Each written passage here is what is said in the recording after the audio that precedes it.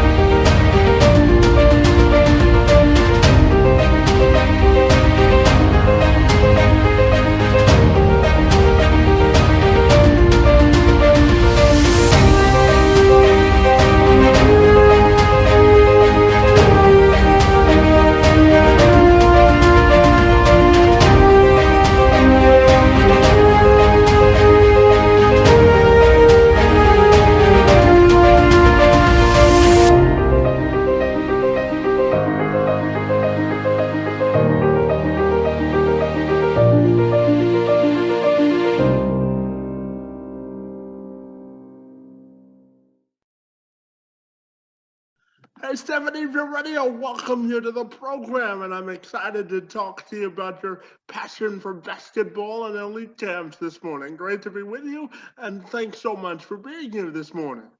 No problem. I'm just going to turn So, Stephanie, you say that your passion is helping people find success through sports and teaching them lessons through the craft as well. So I'm wondering if we can begin our conversation this morning by asking you why it's so important to you to teach athletes lessons through sports. For sure. I think my main reason is that is, sport is really what taught me everything I needed to know to be successful in my business and in my life, to be honest with you. I went to school and had a physical and health education degree, which really didn't teach me much about business.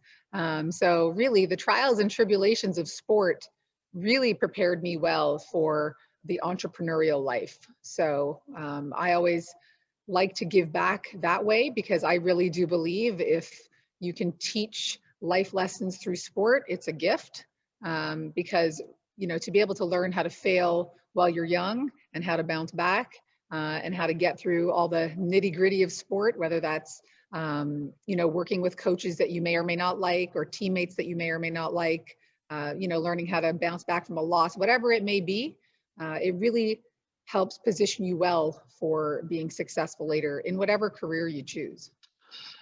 And I know for you, how to run a successful sports business in a increasingly competitive field. And I know you started your business from humble beginnings. So I'm wondering if you can share part of that journey with me this morning. Yeah, for sure. And, I think that's a lot of people hear the stories, or they see, big businesses, when they're successful. And I know from my own experience that, we were not big when I first started. I started in my last year of university when I couldn't play my sport. I had hurt my back pretty badly and I had to give up my sport.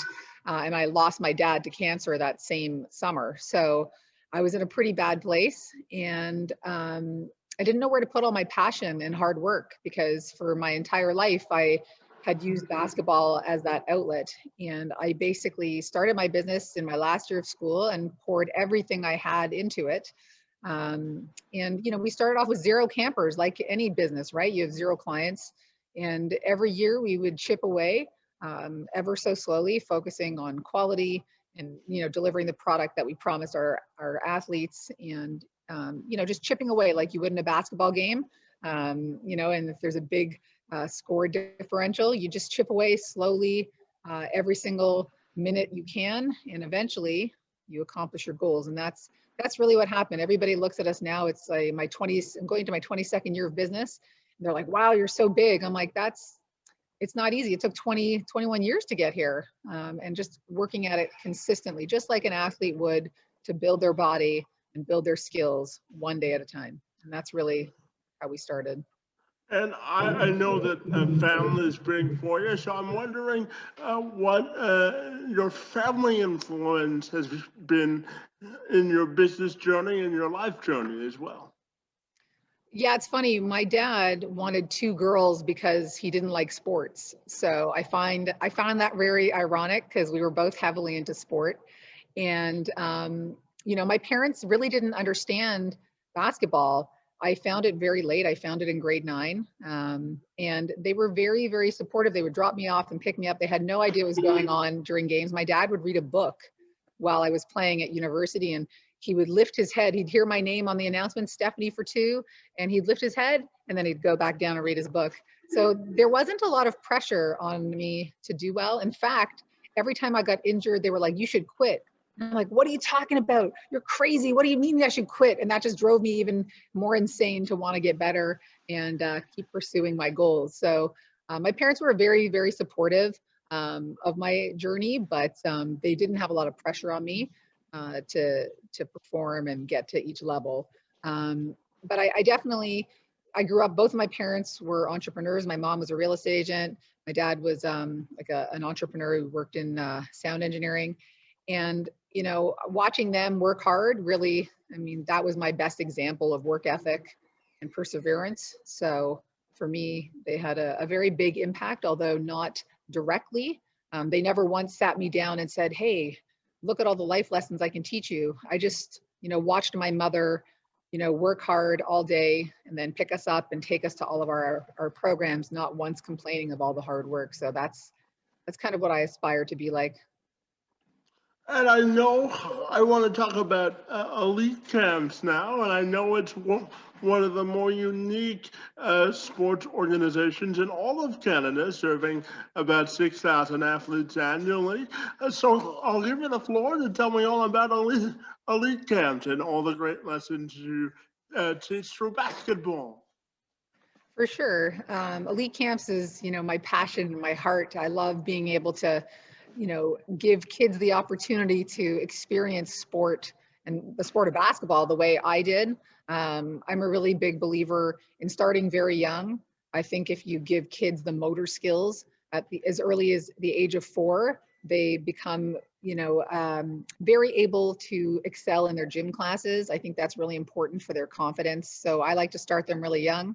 But really, elite camps, I created it so that, I could pass on the life lessons that I learned through sport to our staff and to our campers, and, be able to give them the same opportunity to enjoy this amazing sport. So really, my elite camps program help kids achieve their goals, whatever they may be, whether it's just recreation, whether it's high performance. Here is really just to take them as far as they want to go. And I know that you've been in this for more than 2 decades, so I'm curious to get your thoughts on what it takes to achieve business diversity, inclusion, and acceptance of all people in business, specifically in the sports industry as well. It's funny, being a dominated business. There's not a lot of basketball entrepreneurs. It's definitely rare. And I kind of crept up on people, just kind of just doing my own thing. And, I really, when I was younger, I spent a lot of time worrying about my competition. But as I got older, I realized that if I just focused on delivering excellence the best that I could, that's all that really mattered. And that's sort of how I've lived my entrepreneurial journey for these, second part of the time that I've been running my business. But diversity and inclusion has always been really important to me. I went to a completely Jewish day school from basically SK to grade 8. So I had very little introduction to diversity. And when I switched to a high school that was called Vaughan Secondary School, it was very diverse. I loved it. To be honest with you, it opened my eyes to a whole new world. And that's the year that I found basketball. And to me, my company, completely diverse. We just hire the best people for the best jobs. And, I just love that, we have the ability to make things completely open for everyone there, whether you're a girl, whether you're a boy, it doesn't matter what your race, your background is. Really, basketball is the universal language. And that has always been one of my favorite parts of this sport, because it really doesn't matter about anything else. It's really just ball in the basket and effort and heart. So to me, basketball has this universal language that is open arms to everybody.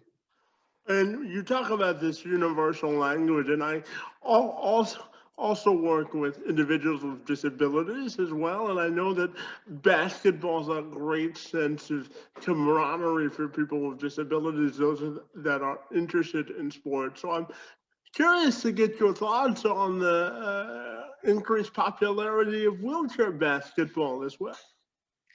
It's funny. I had zero experience with wheelchair basketball, but in my university years through the phys ed program, they took us to Variety Village in Toronto, and that was my first experience with wheelchair basketball. My eyes were basically opened up to all the accommodations that a well outfitted facility could provide for people of all abilities. And wheelchair basketball was introduced to us as a class, and we all got to, jump in a chair and actually play wheelchair basketball. So much fun, so hard. Added a whole nother level of skills that you would need to be able to manage in a chair. But it really opened my eyes to how much fun it was. I don't know that it gets enough recognition other than that one location. I've never seen it played anywhere else. I don't see any wheelchair basketball. I think that's a shame. I really think it's an amazing sport to be shared with anyone of all abilities. So really, yeah, that universal language of sport, there should be no limits. And I'm also curious to get your opinion on women in basketball specifically, and how we get more girls involved in basketball and continue to grow the sport from the female perspective as well.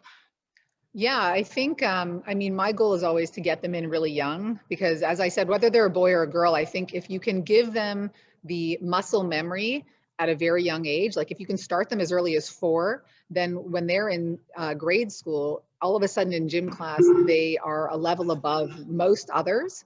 And then, they get labeled an athlete and they feel good about sport and they want to continue. So success breeds more success. So if you start them early, the more successful they'll actually be. So I really do believe in starting young girls very, very early so that they can feel that success early and want to continue. And I'm also curious to get your thoughts on how we create more employment opportunities for people that are interested in athletics, if they're not able to be athletically inclined, but they're interested in sports. How do you think we create more diversity from an employment perspective? The truth is, I think it starts with school, and I think it starts with parents. But the school system has a lot of impact when they talk about careers. If you say to a kid, or a kid tells their parents, "Hey, I want to be a doctor, a dentist, or a lawyer," they're really excited for them and they want to support them. But I don't feel that the same options are available. I don't think kids know all the different options that are available in sport, and that you can have a career in something that you love. And I think it has to become part of the education system, to be able to open their eyes as to what is available. I never would have known that this would have been an option for me. When I was growing up, I thought I'd own a swim school because I had grown up as a lifeguard. So the entrepreneurial spirit was always there, but only when I found my passion for basketball did I pivot into wanting to open a basketball camp. But even that was met with a lot of resistance from family, from friends, from school. A lot of people just didn't believe in that goal, that it could be sustainable. So you brought this up, so I'll follow up with this in terms of your opinion on the state of our physical education system. What do you think we've got it right, and what do you think there's areas for improvement? I think it's hard. I've been out of the public school system for a long time, but I just think to be able to have maybe like a module inside the phys ed system, part of their physical education, but even more so, I think it's even better than putting it in the phys ed system. I think better is when they do their careers course, because a lot of kids do a course called civics and they learn all about career paths. That has to be in there. And whether some programs are or are not sharing that kind of information, I think it's something that can be, it shouldn't just have to sit in the phys ed curriculum. It should sit in the regular career path education, because that's part of the problem. If we just leave it for kids who are interested in phys ed, you got to open everybody's mind to the fact that this is a very, sports world is a very valid and amazing field to want to grow into. And I've got two more for you. The first, of course, is I'm interested to know how, as a business owner, you're surviving the COVID-19 pandemic. It's Kevin, it's hard. Our industry has been hit incredibly hard, right? Like all of our gym permits have been canceled for over a year. When it first happened, we pivoted very quickly to do online training. We had 100 or so kids sign up for that, which was phenomenal. We pivoted to driveway training in the spring, so that was a great pivot. We pivoted our overnight camp to, instead of running overnight camps because we were mandated closed, we ran family retreats, which was great. But unfortunately, there's only so many pivots you can do. So we're under lockdown, which is a real shame because there's a lot of kids out there, that are really suffering. And the truth is we can run programs for people in a safe way. I don't know that the government is spending enough time thinking about young athletes and the mental trauma of not being able to play sport and to pursue their athletic dreams is deeply affecting them, especially with the length of time that they've not been able to access gyms. I have literally, when we were allowed to open, I had kids crying when they stepped in the gym. They were so happy to be in here. So I think, when we think about their safety, of course, that's the number one important piece. We don't want kids getting sick, but if you can do it safely, I think the mental health aspect is going to be huge. So I really, for us, we're hanging in there. We're, taking advantage of all the programs, but, it's definitely, as an entrepreneur, I put everything I had into my business, all of my cash, everything possible. But I think that, the government is not necessarily understanding all of the impacts. It's been a long time of zero revenue. Their aid is helpful, but the answer of taking loans on top of what we've already taken out to create our business is not realistic. At this point, I think any business that has been shut down for extended periods of time needs support in the form of grants. And that includes all sport organizations, because even the best businesses who have had 3 to 6 months in savings, they've burned right through that. We don't want to lose our best staff. I'm keeping, as many people as I can, but I had to lay off more than half of my amazing teammates. And that is a deep cut for us. So I'm really hoping we can get back to being able to serve all of our clients. And I'm really hoping that the government can start seeing, how important athletics are for young athletes and adults as well. Absolutely. I think that we're all in the same boat with this pandemic, and any stimulus or any part of helping small businesses or entrepreneurs such as yourself would be warranted to get everybody through this time. But my final question for you is, Stephanie, I'm wondering if you've given any thought to your own personal legacy and the imprint you want to leave on the world. You know, I have a story for that. When my father found out he had cancer and he had passed away, I spent a lot of time searching for, you know, any journals or any words of wisdom, because he was diagnosed in May and he died in July. So it was very fast. And he was an amazing father, but I was young and I didn't spend a lot of time asking him questions about his life. So when he passed away, I was just frantic trying to find any kinds of words of wisdom, and I couldn't. And that deeply impacted me. So when my children were born, I vowed that I would try and create, you know, some kind of book that I could leave for them, or a journal with all of the life lessons that I learned through sport to help me be successful in life. And I actually committed to writing two stories a day for 50 days. And I wrote 101 stories of all the life lessons I learned through sport for success in life. And I wrote a book about it. I published it, like I self-published. At first it was just for my children. And then I realized that I really wanted to, you know, help anybody who wanted to get that kind of information, because I thought the life lessons learned through sport was so valuable. So it's out on Amazon. I give away more copies than I sell, but I definitely love that. But really, if I could leave one legacy for whether it be my children or my staff or my campers, if I can, you know, one day say that, you know, that anybody could just say, Stephanie helped me get to where I wanted to be. And whether that's their next level or whether that's their career path, whether it's their athletic goal, I just want to help people get to where they want to go. And that's it. And if I've done that, I'm good. Absolutely. So what's the name of the book, and how can people get it? Yeah, it's called Life is a Sport, and it's on Amazon. It's already out there. Fair enough. And if people want to get in touch with you personally in elite camps, what's the best way they can do that as well? Yeah, they can just email me at steph@elitecamps.com. Fantastic. Hey, Stephanie, we share a mutual love and respect for the game of basketball. So I want to thank you for your time this morning and for sharing your passion and dedication to the sport. Thanks so Yeah, much thanks for so much, being Kevin. here. Yeah. Yeah, I appreciate it. I really, really do. Thanks so much.